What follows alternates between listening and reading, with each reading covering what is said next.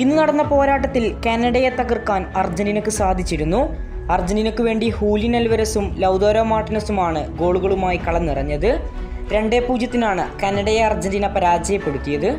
മത്സരത്തിലുടനീളം അർജന്റീനയുടെ സർവാധിപത്യമാണ് കണ്ടത്. എന്നാൽ കിട്ടിയ അവസരങ്ങൾ ലക്ഷ്യം കാണാതിരുന്നതാണ് സ്കോർ 2-ൽ ഒതുങ്ങിയത്. നായകനായ ലിയണൽ മെസ്സി അടക്കം സൂപ്പർ താരങ്ങളാണ് ഒരുപാട് അവസരങ്ങൾ കളഞ്ഞു കുളിച്ചത്. ഏതായാലും ഇതിൻ്റെ ഫലമാണ് സ്കോർ 2-ൽ ഒതുക്കിയത്. അല്ലെങ്കിൽ സ്കോർ 5 കഴിയേണ്ടതായിരുന്നു. ലിയണൽ മെസ്സി തന്നെ 3 സുവർണാവസരങ്ങൾ പാഴാക്കിയിരുന്നു. മത്സരശേഷം ലിയണൽ മെസ്സി കാനഡയ്ക്കെതിരായുള്ള മത്സരത്തെക്കുറിച്ച് പറഞ്ഞത് ഇങ്ങനെയായിരുന്നു: മത്സരം വളരെ ബുദ്ധിമുട്ടുള്ളതായിരുന്നു. ഇത് ഞങ്ങൾക്ക് നേരത്തെ തന്നെ അറിയാമായിരുന്നു. കാനഡയ്ക്കെതിരായുള്ള പോരാട്ടം ദുഷ്കരമാകുമെന്ന് ഞങ്ങൾക്കറിയാമായിരുന്നു. കാരണം അവർ ഞങ്ങളെക്കാൾ വളരെയധികം ശാരീരിക ശക്തിയുള്ളവരായിരുന്നു.